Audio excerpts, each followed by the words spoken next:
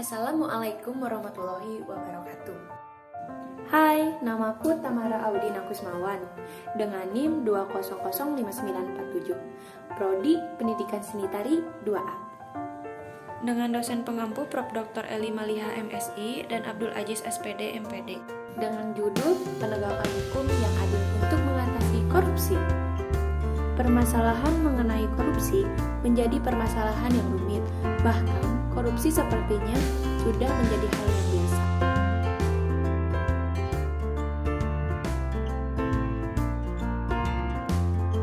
Korupsi merupakan tindakan yang sangat melanggar Pancasila, di mana pelakunya harus dihukum dengan adil dan tanpa toleransi apapun.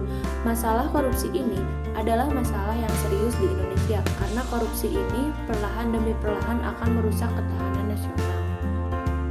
Yang membuat kita prihatin, penegakan hukum mengenai korupsi ini terkesan tidak adil.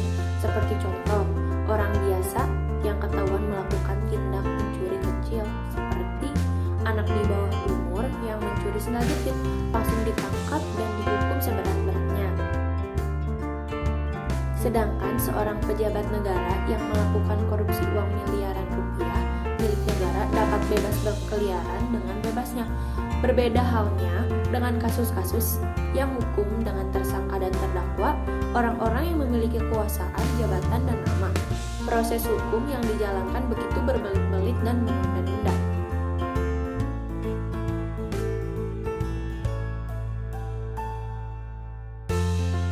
Para koruptor ini haruslah dihukum dengan hukuman yang pantas dan layak, seperti halnya dalam undang-undang yang mengatur tentang korupsi, di antaranya yaitu Undang-Undang Republik Indonesia Nomor 31 Tahun 1999, Undang-Undang Nomor 20 Tahun 2001 tentang perubahan atau Undang-Undang Nomor 31 Tahun 1999 tentang pemberantasan tindak pidana korupsi, Undang-Undang Nomor 30 Tahun 2002 tentang Komisi Pemberantasan Tindak Pidana Korupsi.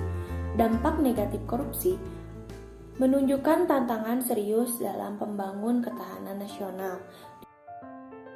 Di dalam dunia politik, korupsi mempersulit demokrasi dan tata pemerintahan yang baik dengan cara menghancurkan proses formal. Secara umum, korupsi mengikis kemampuan institut dari pemerintah karena pengabaian prosedur, penyedotan sumber daya, dan pejabat diangkat atau dinaikkan jabatan bukan karena prestasi. Cara mengatasinya adalah tentang mensosialisasikan lebih keras lagi tentang korupsi, agar lebih menyadarkan lagi apa dampak negatif dari korupsi. Karena menurut saya, perubahan dari dalam diri sendiri merupakan hal yang dapat mempengaruhi lebih besar untuk diri manusia daripada hal lain apapun. Dengan mengetahui mengenai korupsi, setiap orang akan menyadari betapa merugikannya tindakan korupsi. Dan mungkin juga penegakan hukum yang tegas juga dapat menjadi hal yang dapat menakuti setiap orang agar tidak pernah mencoba untuk melakukan korupsi. Pasti kita berharap yang penegak hukum berlaku adil seperti yang tercantum di Undang-Undang Dasar 1945 yang menjadi pedoman hukum kita. Dan kita berharap Indonesia aman sejahtera.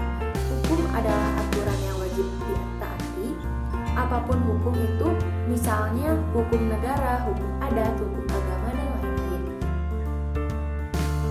Karenanya, jika ada yang melanggar hukum harus ditindak tegas dan harus memberi efek jerak agar sang pelaku tidak mengulangi perbuatannya itu. Harus ada sanksi sosial, harus ada sanksi moral agar ada efek jerak di hati para pelaku dan mengurungkan niat untuk melakukan pelanggaran atau kejahatan lagi. Hukum di Indonesia harus mampu mengajarkan warga negaranya untuk mematuhi hukum melalui aparat penegak hukum yang berlaku jujur, adil, dan terbuka kepada rakyat, agar rakyat merasa mempunyai hak yang sama atas hukum. Saya berharap ada keterbukaan hukum di Indonesia agar masyarakat bisa menilai apakah hukum sudah dijalankan seperti semestinya di negara Indonesia ini. Sekian dari saya, mohon maaf apabila ada kesalahan. Wassalamualaikum warahmatullahi wabarakatuh.